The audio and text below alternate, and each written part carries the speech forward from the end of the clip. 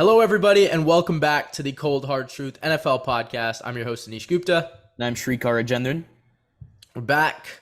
Week 3, already into week 4. Again, crazy start. I mean, we're already pretty much almost a quarter of the way through, which always sucks, but this time of year is always great. Shreek, how was your football weekend? Don't. Every time he asks me this, I always have something negative to say. So let's be positive for a change. What was positive? There's only up from here for Jimmy Garoppolo, okay? Yep, only up from and here. obviously, Niner fans and Srikar are probably going to slander Jimmy, and I'm going to have to be there to defend him as I always am, so don't worry. How can you defend that? How can you defend that? For any Jimmy G fans out there, just know I'm always sticking with him. Hey, at least he didn't throw the pick, all right? He knew. He was like, he's the only guy where the safety is a better play. I'm gonna take the safety. He's smart like that. Well, yeah, I mean, let's go for 2 points instead of 7. Great. Yeah. Is that the standard now? I had a bounce back football weekend. Baker got his first win. I mean, the Browns won on Thursday, so it didn't really tag on, but picks went well too. One in picks for the week finally. I'm kind of catching up. Thank you, Atlanta. But you know what we're here for. We're not here to just recap our football weekends. We're here to give you guys some great content. But before we can give you that content, our channel is obviously brought to you by Manscaped, the best in men's below-the-waist grooming. I actually got to use mine the other day, and again, blown away by the performance. We used the Lawnmower 4.0 again, some of the first people to try it, dating all the way back to last year, and again, amazing experience.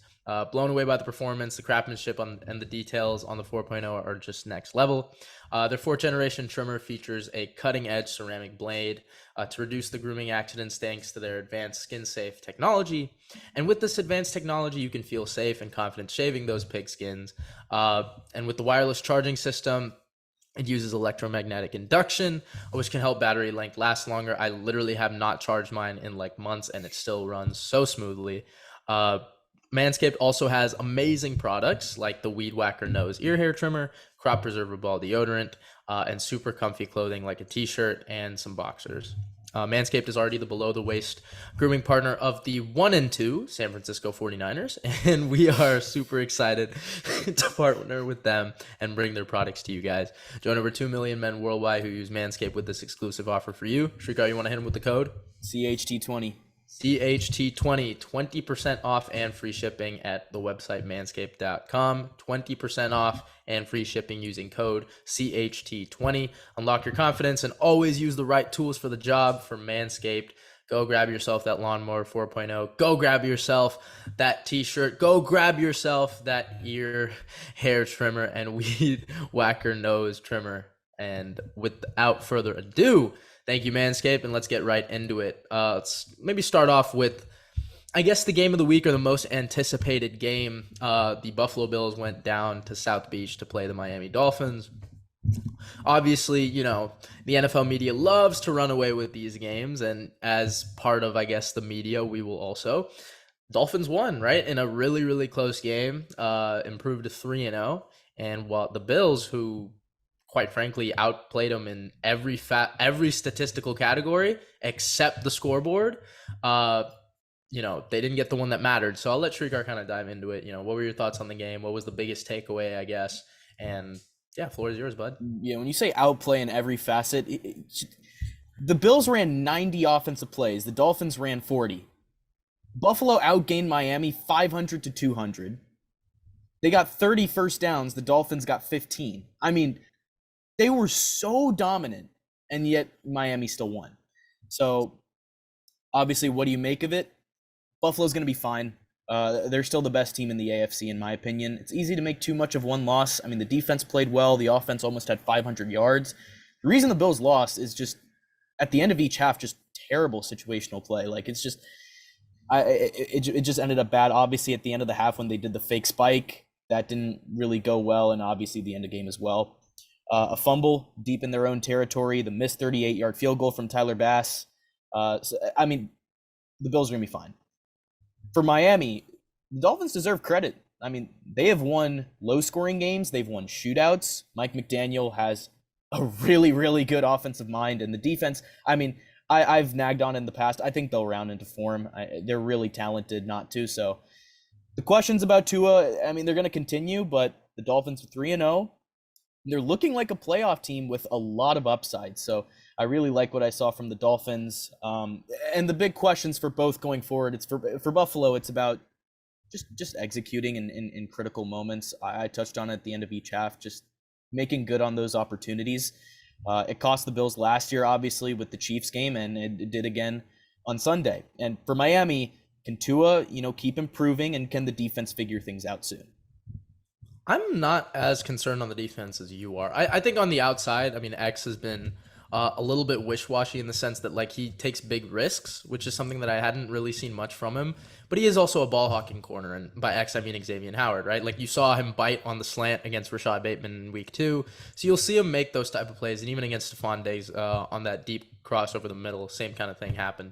What I would say for this game, Shriek mentioned all the yards and the plays. I think the 91-40 is the biggest one there. Like you ran 91 offensive plays and only scored 17 points on offense. Like that is mind blowing to me.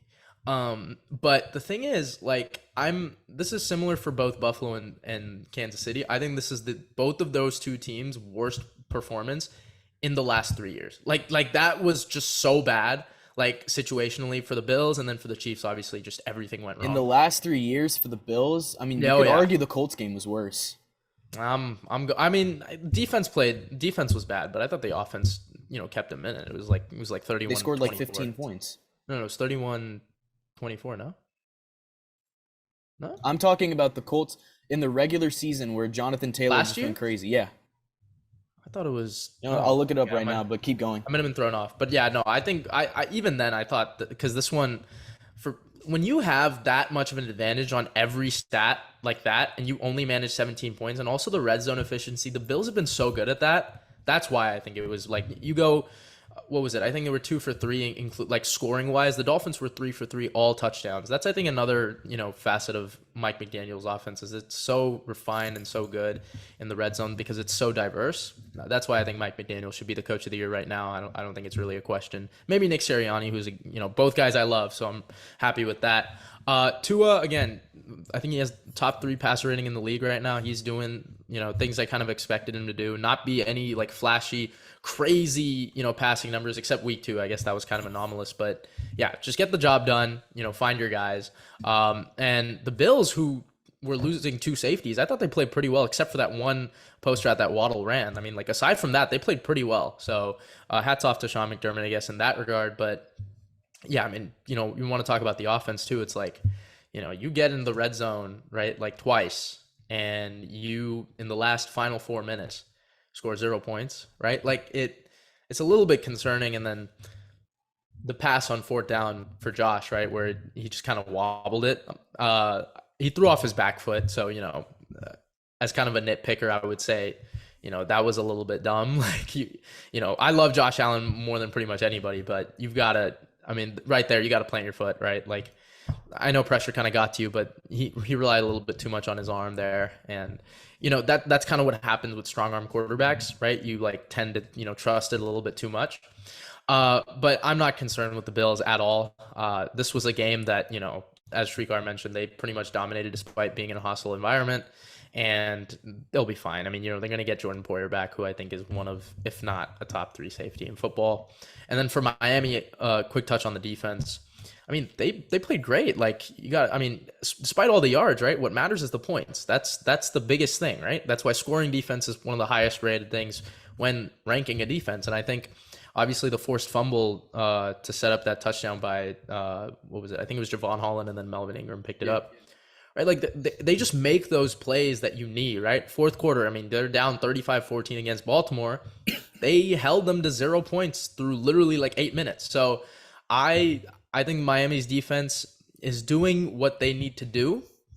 Obviously, as you said, it can be improved upon, but I think as of right now, Miami's played probably its best football in a really long time. Are we worried at all about the sustainability of Josh Allen's pass attempts? The fact that he is basically like the engine for this team. Like I looked it up. He's accounting for more than 80% of this team's offensive yards. Like, So that's it's crazy. fun. Yeah, I mean, yeah, because he was the team's leading rusher again, right? So Yeah. I actually talked with a Bill scout a couple days ago, and what we were talking about was Josh's running ability, and we were talking about how Ken Dorsey was a big part in Cam Newton's running, but was also a big part in Cam Newton getting all those nicks and injuries, right? So it's like Josh has got to be a little bit careful with that, considering that he is such a good passer, right? You want to utilize that, and that's why a lot of these Bills drives are like 1st and 10, throw it short, 2nd and 6, run it on 2nd down, you get a 3rd and 2, right? That's why the 3rd and 10 came in week 3, right? Like that's crazy. First 3rd and long is week 3. So, but the problem is to get those short yardage, it's Josh also running up the middle. I think you got to be a little bit careful with that. I'm not too concerned as of right now, just because he's a big guy and doesn't really get hurt, but not something you want to do in the long term. Yeah, I mean, he's the only quarterback over 1,000 yards passing. He's probably the most viable runner for a QB in this league. Could we say that? I guess we can. I mean, he's Mr. Do-It-All for the Bills. I mean, that's the main point that we're trying to get here. And I think they've made it work in previous seasons. It just feels like this year, I don't know, there's an air that it's kind of not going to be as sustainable, but we'll see how the season progresses. Obviously in the environment they were in, you cramp up a lot. It was very hot in Miami, so I think that also played a factor too. So I mean, the Bills are going to be fine.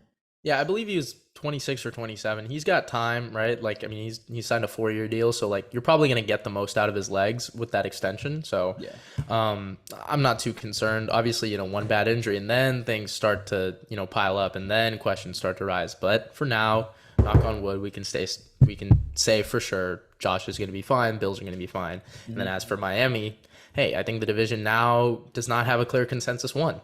I think Miami has a chance to win it. They do. I'd still pick Buffalo, but they do have a shot. Yep. Well, let's move on to another team and another AFC division that, again, who we thought had a clear-cut winner, does not anymore. And you guys probably know who introduced this segment and who probably brought it on into our topic sheet. But the Jacksonville Jaguars are now 2-1. They have shut out the Colts. They destroyed the Chargers. And, couple bad defensive drives here and there, and they could have beaten Washington. So question is, are the Jags the best team in the AFC South? And are they a playoff contender? Like, I'll let Srikar go just because I'll do my little I told you so segment, but I'll let Srikar kind of. Oh, well, I told you so. I literally said the Jags were a sleeper team the entire offseason. Winning season. Go ahead. Okay, I never even disagreed with that, but yeah, no, he didn't. But I'm gonna tell all you fans who, commented on every TikTok I made about the Jags saying, "Oh, they're not doing anything." I'll say this: Jacksonville looks like a playoff team to me, and I attribute that to Doug Peterson. When you have like a real mature guy in charge like that, we've been saying it. Things are going to be different. The culture looks a lot different. The way this team is playing. I mean, the defense is flying to the ball. Lawrence is breaking out. I'll get into that in a bit, but I think this is the best team in the AFC South. I think they're going to win the AFC South. I think they're better than the Colts. Thunder, man. I think they're better than the Colts and the Titans, through 3 weeks. I mean, good quarterback, excellent coach. Again, I said it, a defense that flies to the ball. We've seen how good Devin Lloyd is. He should be the favorite for Defensive Rookie of the Year right now. Come on. I should have started this segment. All right. Keep going. I mean, we were both going to agree, but It's very impressive. Lawrence, again, he's breaking out, completing passes. He's working through progressions a lot better than last year. He's showing mobility, just great stuff from him. I think the Jags have been very impressed. James Robinson, too.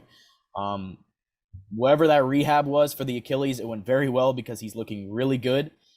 So I really like the Jaguars, and I think they're definitely the best team in the AFC South.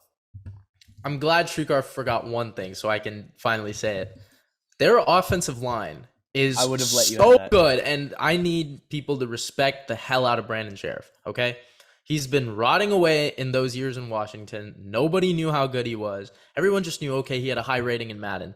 This guy is the 3rd best right guard in football. he is so important to what the Jags have done. Him and Jawan Taylor on that right side are so good. Their ability to, what do you call it, clip rushers, especially on the three tech, the way they can dip, the way they can bend is so great. And I think those two guys have solidified the right side of the offensive line. Cam Robinson got that extension, up and down on him. But the Jaguars, whew, Trevor Lawrence is so good, and it's so funny to me because people looked at 1 year and they were like, "Oh, he's done."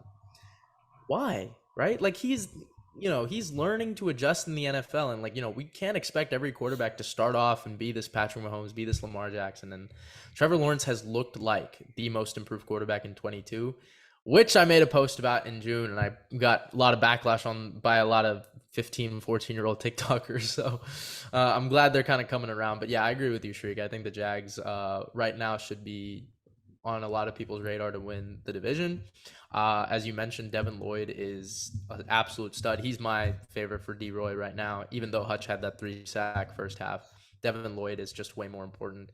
What can I say? I mean, even with the Tyson Campbell injury, secondary looked great.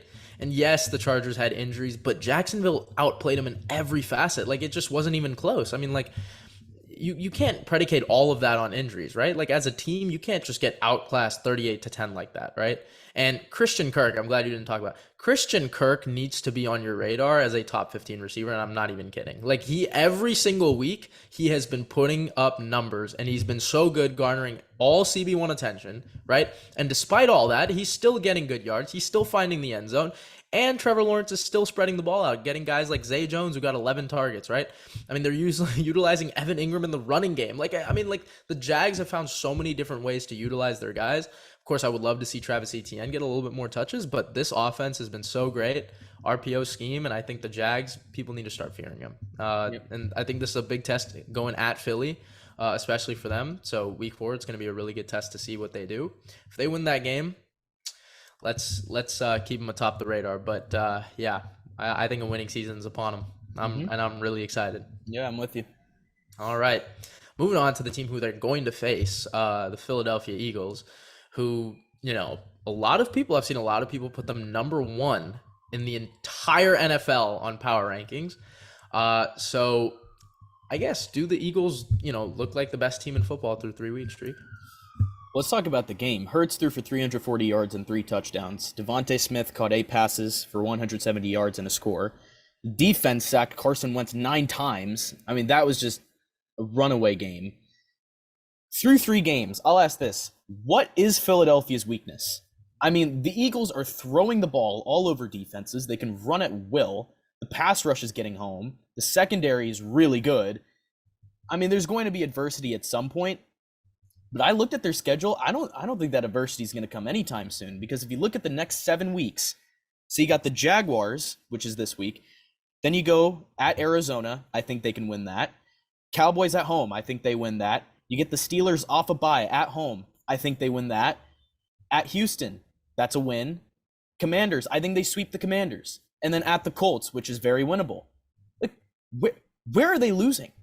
Like, Philadelphia could legit be like 10-0, and at worst, probably have 8 or 9 wins. I mean, that is a really, really good spot to be in. The schedule really shook up in their way. But this is a very, very talented team. I believe I had them 11-6, just losing off a tiebreaker to Dallas at the same record. But I mean, this team, I think they are the best team in football through 3 weeks, and I just could not find a weakness with them right now.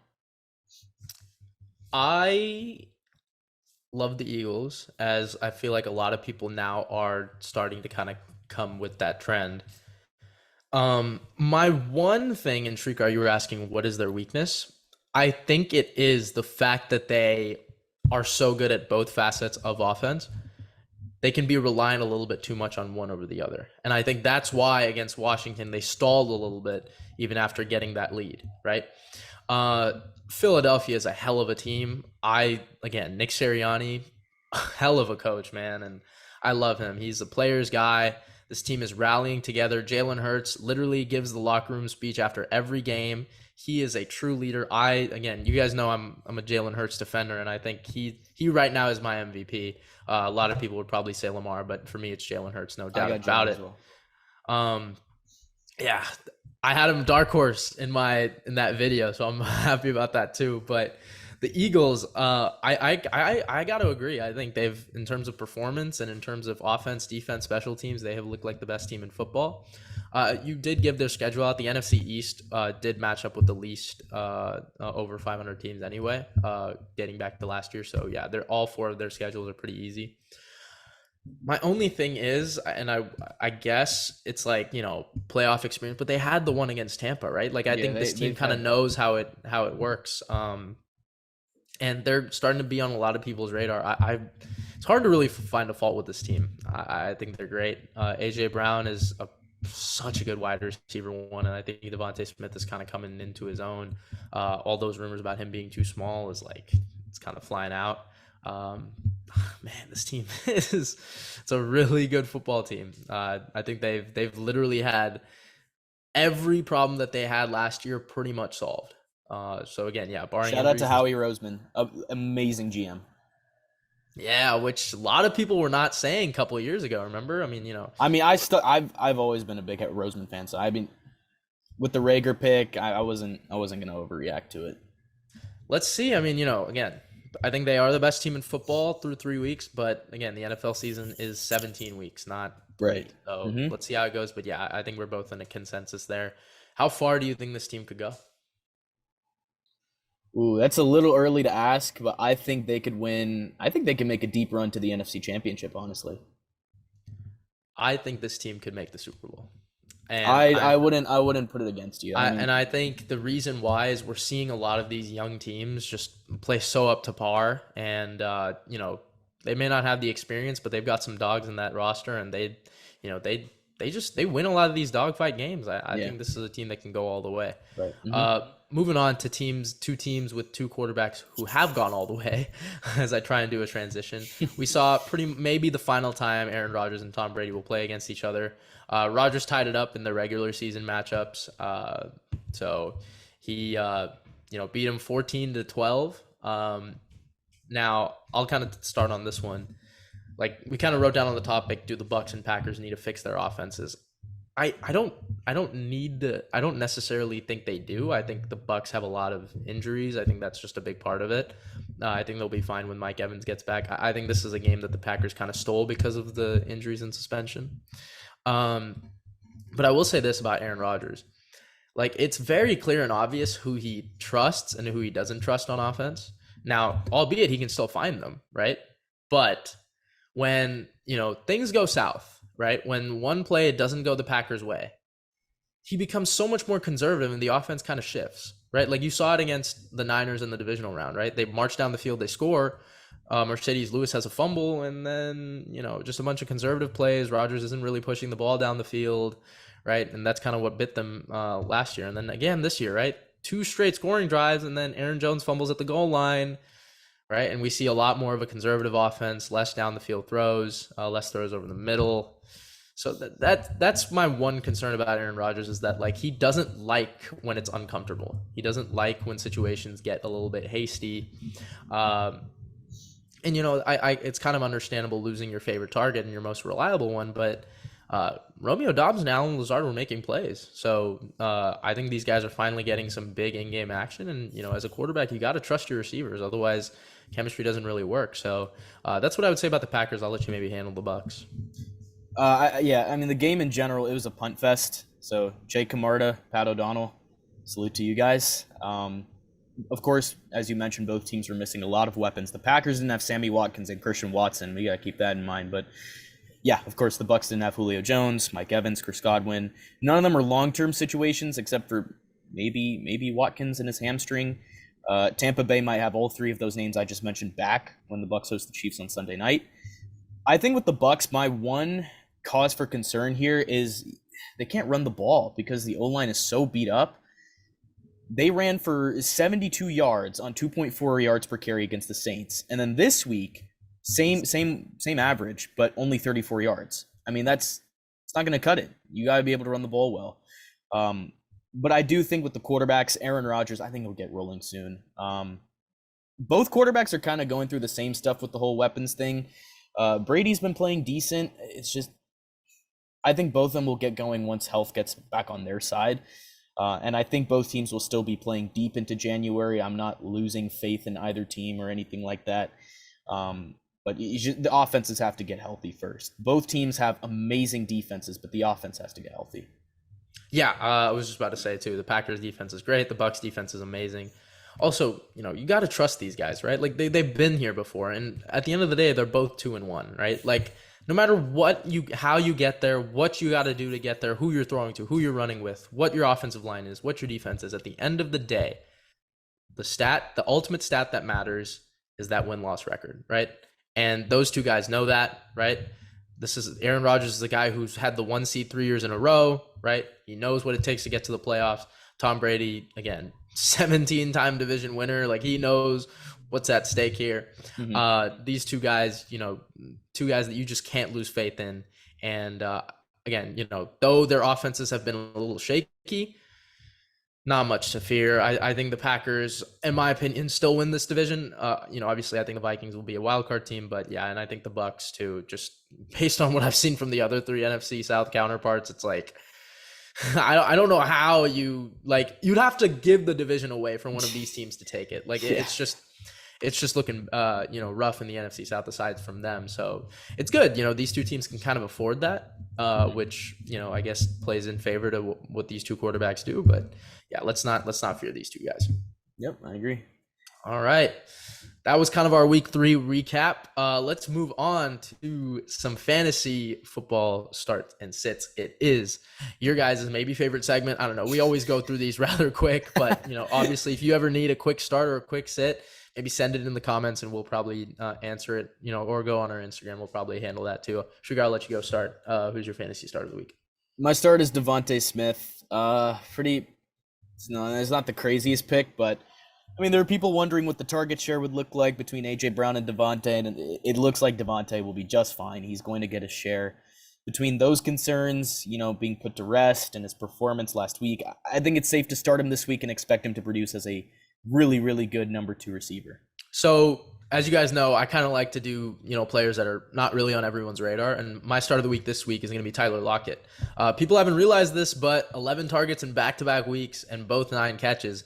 9 for 107 week 2, 9 for 76 in week 3. If you're in a 12-team, 10-team plus league, need a flex, Tyler Lockett's the guy. I think, Seattle has to throw the ball to somebody. I mean, Geno had, I think, 300 yards last week. So, Seattle's going to have to throw the ball. And while DK Metcalf's getting all the attention, because again, I don't know why, but defensive coordinators can't seem to realize that Tyler Lockett is the one getting more open. But hey, I'm not complaining. I think they've got a pretty decent matchup against Detroit because Jeff Okudah, who's been breaking out, where's he going to line up? Good. He's going to line up on DK, right? So Tyler Lockett, I think, is going to feast against the Lions, who scoring-wise aren't so good. So start of the week, Tyler Lockett.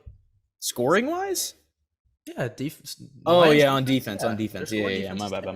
I misunderstood that. They've allowed like 30-plus points. Yeah, no. I thought I hear scoring and I immediately think offense.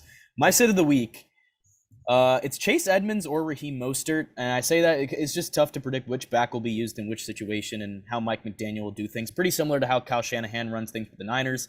Obviously, whenever I bring up McDaniel, I bring up Kyle, and that's just the Niner fan in me. The matchup is honestly not too bad going up against the Bengals, but the Dolphins, I think they're definitely going to get more juice out of the passing game. They leaned on the pass heavy last week, so I wouldn't trust either Dolphins back in this situation. Well, I have to start Chase Edmonds, so I'm hoping for another goal line touchdown. But my sit of the week is going to be Clyde Edwards-Helaire, which is ironic because I've been wanting to start him the last couple of weeks, and he's been good. I mean, he's had a touchdown. Tampa's run defense is just so damn good, and I think I'm a little bit worried about, his snap share with Jerick McKinnon. I think we've always been saying that, but it's getting to a point where, this dude literally had 0 rushing yards and really got saved by a touchdown. So if you can, don't put him in at flex. There are other guys better. Again, I would start Tyler Lockett definitely over CEH. So just again, higher floor. I mean, and CEH is not going to get you a 3-touchdown game. It's going to be really hard. Watch him go off for 3 touchdowns against Tampa, but I don't see it happening. Yeah. I mean, he had a brutal last game. What was like 7 carries and like 1 yard No, and 0. He had yeah, I zero. started him. So he had Zero. 0 Okay. yards and he had 39 receiving and a touchdown. Again, saved me, right? The touchdown. But other than that, man, it was a rough kind of day. Yeah. I guess moving on to our favorite segment of the week. Hopefully it's your guys' as well. Week 4 picks. Srikar, why don't you give us the intro? Give us some records, and why don't you start us off? This is anyone's game right now. So we have Jack in first at 30-17, Fan second with 29 wins, me in third with 27 wins, and Goop in last with 26. But again, as I said, we're all like 4 wins, within 4 wins of each other, so it's really anyone's game. Jack he's filling out picks in the sheet as do you want to it. maybe announce it then? We can announce his first for each one. All right, let's. I mean, he hasn't done every game, but we'll announce the ones that he's picked. He likes to do this thing where he'll pick games like just like randomly. He's like yes, just on his own time. But I already know he's in class and he's like, he just got out of class. So he's probably doing this on his walk back home, looking like this with his backpack, going like this. Well, all right, let's get started. Let's do it. Let's do it. All right, Thursday Night Football. We're not recording on Thursday, so we're going to pick the Thursday night game as well, but it's the Miami Dolphins at the Cincinnati Bengals. I'll start here. It's a tough call and a great game. I don't want to underestimate the Dolphins, but the Bengals are at home. They're desperate. They're healthier. It should come down to the wire, though. I'm going to take Cincinnati. That's a hard game, just because since he's, again, as you said, at home, they're going to be debuting those white helmets, and I believe it's their home opener or the second home game. So they've had the 2-game road stand. So fans are going to be rocking there. They're going to love those white helmets. Mm-hmm. It's really tough for me. Again, you guys know how much I love that Miami team, but after a gruesome win like that, it's going to be hard to kind of keep it on I think I got Cincy here as well.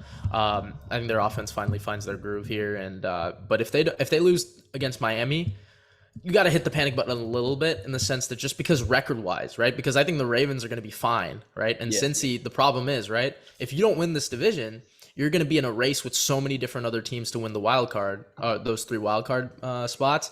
And that's why I said, right, the reason why I had them missing is just the fact of the matter is there are other teams with better records. They're just in this big bunch that they can't really come out of. So I'm going Cincy here, but panic a little bit if they can't. Yep. Moving on here, the London game. It is the first international game of the year. It is the New Orleans Saints and the Minnesota Vikings. What do we got, Goop?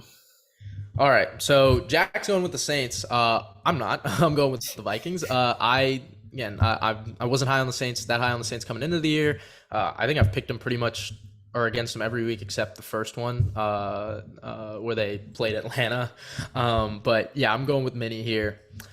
I'm very high on the Vikings. I think this is a team that offensively is just so good. And Kirk Cousins, thank you for that late touchdown to KJ Osborne, because otherwise I would have been eating so much crap from everybody on TikTok because they know how high I am on the Vikings. Kirk made plays and wish he could do it on prime time. This is technically not prime time. Technically is. I don't really know. I mean, prime time usually at night, but yeah, let's see what they do. I think Justin Jefferson has maybe a bounce back game, but if he doesn't, I want every single person who told me that Justin Jefferson is better than Cooper Kupp to apologize to me on TikTok, on Instagram, on everything. I want a big ass apology because I was just so taken aback. Like, what are we doing here, right? Like, it's okay, it's fine. When Adam Thielen doesn't get the double teams, stuff starts to break down, and no one's calling him out.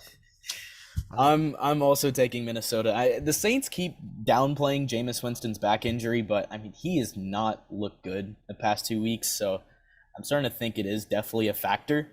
So I'm gonna take Minnesota to go to 3-1, and moving on here, we're gonna go to. All right, let's do it. The Browns and the Falcons. Wait, quick note. Are you concerned with Alvin Kamara?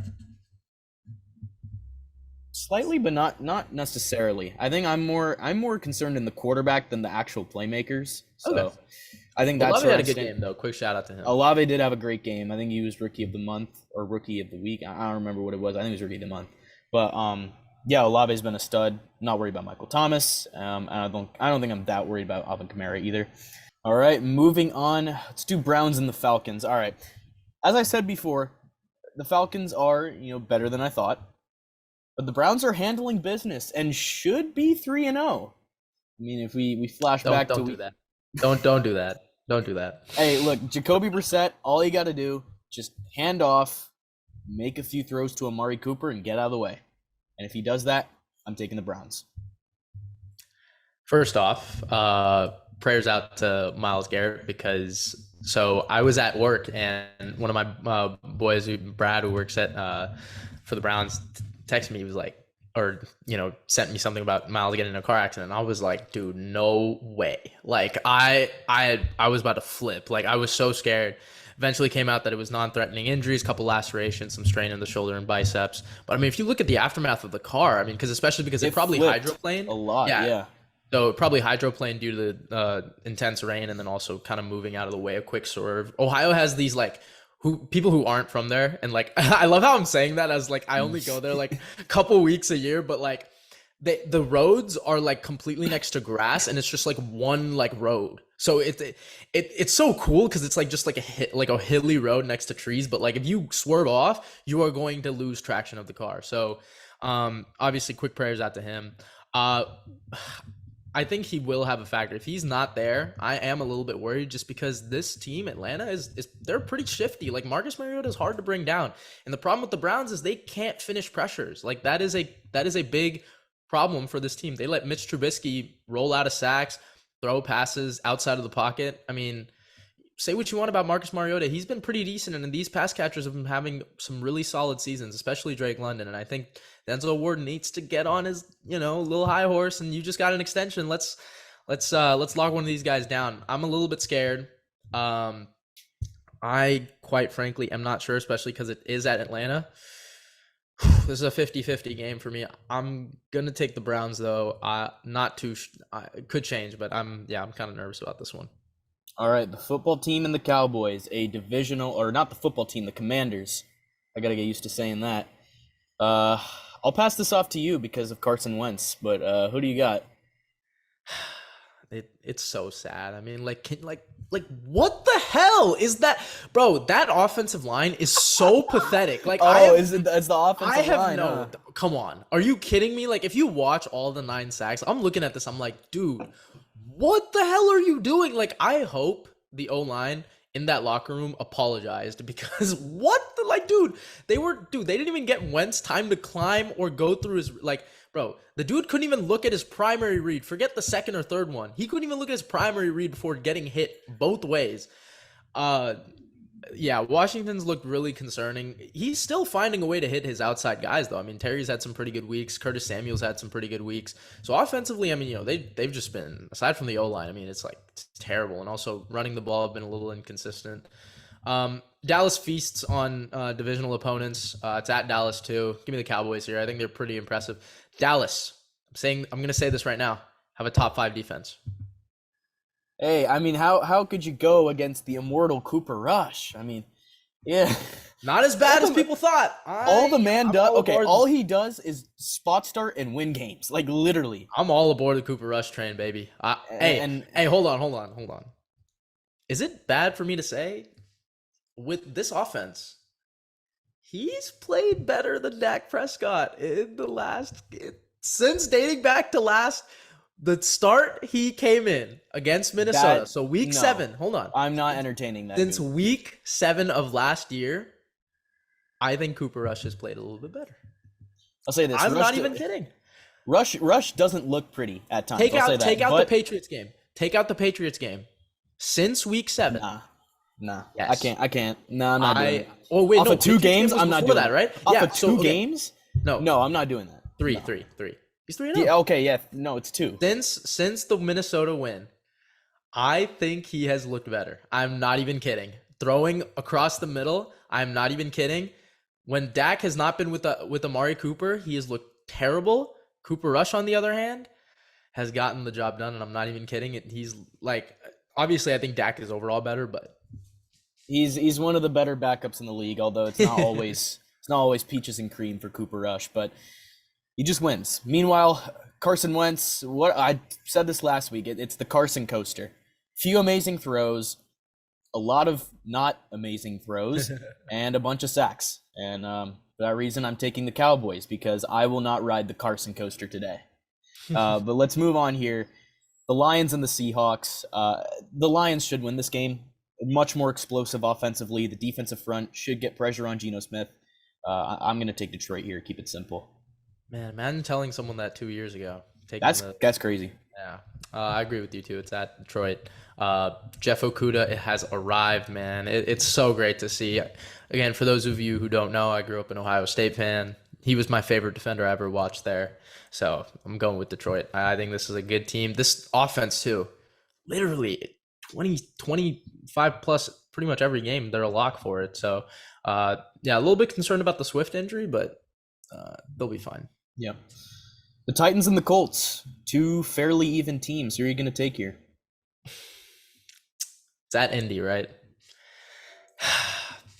I think the Colts are kind of riding off this momentum. I think it depends on, again, if Shaq Leonard plays, so I'm going to throw that contingency out there. But really, they escaped with a win. Like, I love Frank Reich more than the next guy, but come on, dude. I mean, the Chiefs, that game was a gift. Like, bro, what the hell? I mean, fake field goal. The missed 34-yard field goal by Matt Amendola. I mean, in a dome. Right? Like, there's just so many things that that just didn't go right for Kansas City that the Colts benefited from. Obviously, Matty Ice had the game-winning drive when needed, but yeah, contingency. If Shaq Leonard doesn't play, I'm going with Tennessee. If he does, I'm going with Indy. So put me in for Tennessee right now.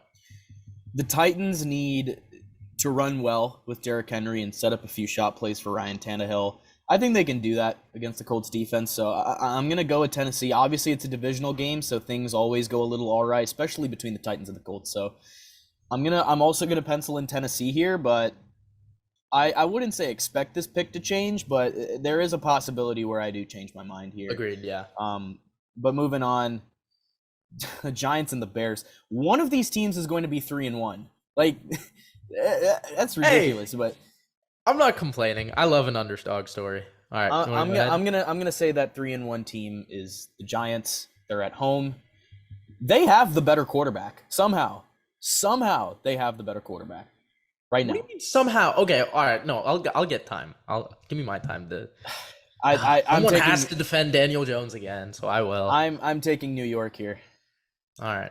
I'm also taking New York. First of all, prayers up to Shep. I mean, again, I've been saying this, like the turf fields, bro. It's just so annoying, right? Like, yeah. Especially because it's split, right? Like, okay, I get it. If it's all turf, all grass, obviously I'm pushing all grass. But like, there are maybe I think 10 or 12 stadiums that don't use grass, and it's annoying, right? Like, it's unfair. Yeah, I'm going with the Giants here too. I think Daniel Jones played a really good game despite the atrocity of his right side of his O-line and the constant drop. Daniel Jones also hangs on to the ball too long. We got to put it on that too. He does. But the problem is the thing is when he hangs on to the ball too long, you're right, it's boom or bust. But he had 6 plays where he ran for first downs. Like, that's really impressive. And I'm gonna go with the Giants here again. Yeah, the Bears have just been eking out these wins, right? Like, they really did not deserve the one against Houston. Roquan Smith just made a hell of a play. Yeah, give me the Giants here at home to take this one.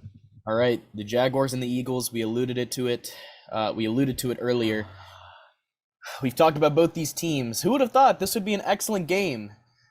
Anish, I am gonna let you start here. This one's so hard for me. It's the Dougie P, comeback. I don't think people are even talking about that enough. I really hope Eagles fans don't boo him. If you do, you are a bunch of ungrateful bleeps. What reason do they have to boo him? 2020 maybe. I don't know. I think Philly knows I feel like Philly knows Doug EP's offense too well. I mean, their defense has played it a handful of times.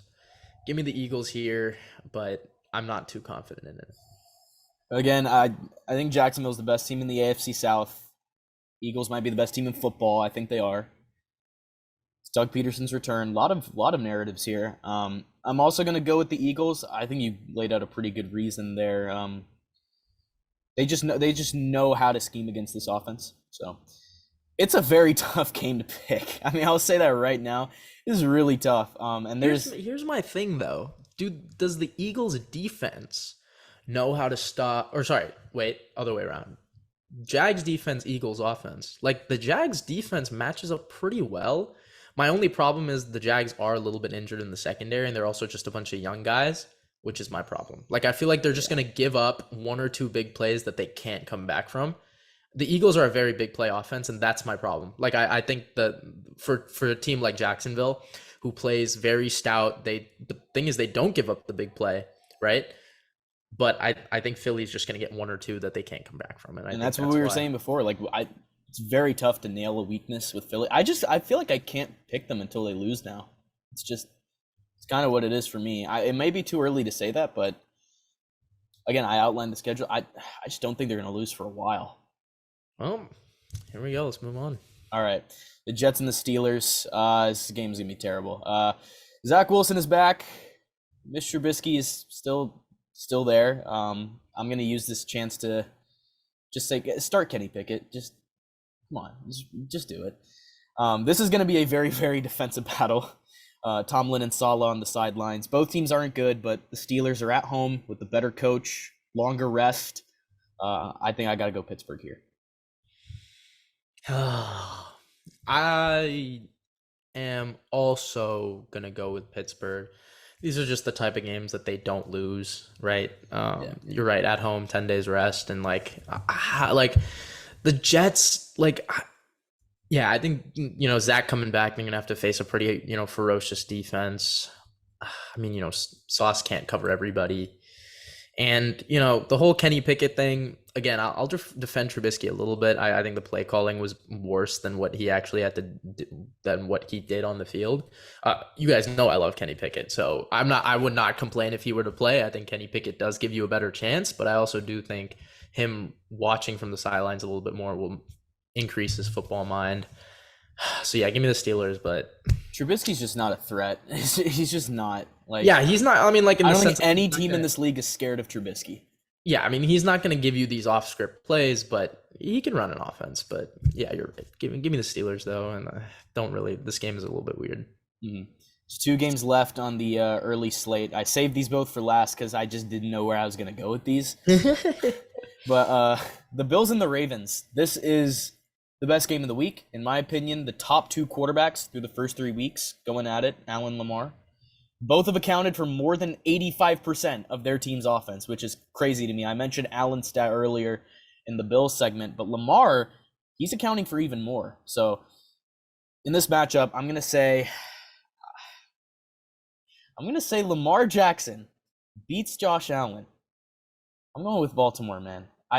For some reason, I just have a weird feeling like this is a game Baltimore's going to win, and all the narrative starts swinging. I mean, everyone was, loving Buffalo earlier, before the season started, and now this is where things start to shift toward Baltimore. I think this is one of those games where that happens. And this is if Lamar does what I think he's going to do, I mean, the MVP calls are going to be crazy. So, and also Buffalo's, their secondary's banged up, which also factors into it too. But I'm going to go Baltimore. Give me the Bills to bounce back. I think Josh is the better quarterback. I also think that Poyer coming back is going to be a big help. If he does, he should. If he does, I'm pretty good on Buffalo there. Good teams bounce back after a loss like that. I don't see a scenario where they lose back to back like this. It is, back to back road games, but give me Sean McDermott here.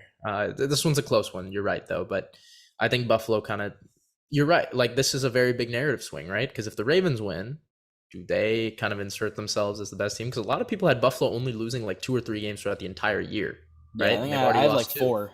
Yeah. So, yeah, I mean, I had them 14-3. So, like, if they lose here, a little bit concerning. But let's go with Buffalo. All right, the Chargers and the Texans rematch. Last year, I should have taken the Jaguars last week, but I did not have the guts. Oh man, and I'm stuck with a situation exactly like that, which is why I saved this for the end of the morning slate. But the Texans have looked brutal thus far. Like I can't pick them. I'm taking the Chargers, but my God, like with all their injuries, this could be a typical Chargers loss. Just give me the Chargers. I'll see about this game. Give me the Texans at home. Ugh. I want to do it. I want to do it. I can't. Look, I don't know what it is. They play so much better than they at home than they do on the road. Okay. And you're right. The injuries for LA are pretty concerning, especially their left tackle. I think Jerry Hughes. They've got a pretty solid front seven. It's iffy, but yeah, give me the Texans. This is tough, right? Like, it really just comes down to if Derek Stingley can match up well against Mike Williams. Also, if Keenan Allen plays or doesn't. Yeah. Barring on those things. But yeah, give me the Texans at home. I think this is one of those wins where they have it, and then the Chargers narratives just start piling in. 1-3. Can Herb overcome it? You know, all these injuries. What happens? Give me the Texans, I think. Yeah. Alrighty. Let's move on to the afternoon. The Cardinals and the Panthers. Who to take in this game? I'll let you start here. Both teams have looked rather disappointing, I guess. But it's at Carolina, and Carolina should be 2-0 at home. I mean, you know, or they played really well against the Browns, right? Like, that was a 50-50 game. Looked terrible against the Giants. They found a way to win versus the Saints, but their defense played really well. And again, I've been saying this for a million times. When are we going to acknowledge Brian Burns as him? Like, 17 pressures, leading second in the league. Like, come on, guys. Like he's good. He's really good. Carolina against Arizona in their last 3 matches, or 4. Nope. Dude, I think since 2015, they have beaten them in every matchup. Do I go with Baker Mayfield to finally beat Kyler Murray? Nah, I'm going Arizona. I think they bounce back. All right. Arizona's been a mess in, I want to say, like 10 of the last 12 quarters they've played. The Panthers can't get anything out of Baker Mayfield. Well, what about that 67-yard touchdown? He threw Chenault open. No, I'm kidding. No. All right, here's my thing. How I cannot believe in the Cardinals to go across the country and win. I mean, Really? they've been awful for the most. I can't do it. I'm taking Carolina. Another tough game, but I with the travel miles, I just don't see this playing out in Arizona. Now you're convincing me. Just because also CMC. I mean, they've got the best player on the field. I think CMC would be the best player on that field. Yeah. You know what? Pencil me in Carolina too. Okay. I can't, like, just because they have the best player on the field. And you're right. You know, it's streaks, bro. Like, the NFL works with streaks. So right, Carolina here. I'll probably think about it more over the week. But yeah, this one actually is the one that's giving me the most trouble. Jack hasn't put a pick in, but I already know he's going to go with Arizona. Yeah. Green Bay and New England. Look, if the Packers lose this game, it would be the biggest stunner of the week. The Patriots probably have a backup quarterback. I know there was a report that came out that said Mac Jones could potentially be back a lot sooner. I mean, I don't think so. Like, so you have a backup quarterback. It's probably going to be Hoyer, and the roster, as I said before, doesn't have a real playmaker. So I'm going to take Green Bay here. But man, this would be quite an upset if New England pulls this off. Green Bay feasts on, you know, inferior teams, and I know I'm saying that with Bill Belichick, but the Packers just have a better roster. That defense is going to feast against the Pats offense. Give me Green Bay. I also did want to mention this about Carolina. J.C. Horn had one of the best games I've seen from a corner the entire year. Not a single completion, 3 pass breakups, and an interception. So that's also penciling me in for Carolina. If any fans are watching, we have the polls up. So if you want to use my analysis on why to pick Carolina or Srikars, hey, join us in. But yeah, Green Bay as well. Sorry. All right, Broncos, Raiders. This is the last chance for the Raiders. The Broncos have 2 wins, but they have looked just pathetic on offense. But they have played great defense through 3 weeks. If they can do it again, we know Derek Carr has been prone to turnovers. I'm going with the Broncos. I think they're going to send the Raiders to 0-4, and I know the desperation factor heavily leans in the Raiders' favor. But I believe in this Broncos defense. I think they're going to force some turnovers and they're going to make do with it. But yeah, another tough afternoon game. You're right. Tough afternoon game. If the Raiders lose this game, you've got to start thinking about big time offseason moves next year. Like, is Derek Carr really the answer? I know he just signed an extension, right? Like, you got to start thinking about some big things. And I think the problem is their offensive line, something that they just continue to not address, like, and continue to whiff on, right? I tell you what, I wasn't a big McDaniels guy to begin with. Me neither. I'm out. I can't see Las Vegas going 0-4, especially at home. Like, they look good in that first half. I can't, like, you know, I can't imagine a scenario. I gotta go with LV here. And if they lose here, yeah, I'm gonna stop picking this team. Like, all right, Sunday Night Football, the Chiefs and the Bucs. Another hard game to pick. Both teams have all-time quarterbacks to differing extents coming off losses.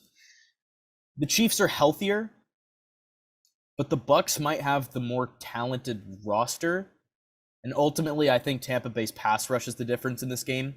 So I'm going with the Bucs to win in the Super Bowl rematch.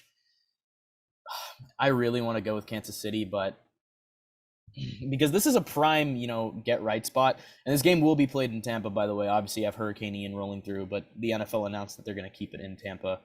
But yeah, I'm going to go with the Bucs here. Andy Reid is 7-1 after a loss in the last 3 years, or 2.5 years. Give me the Chiefs to bounce back here.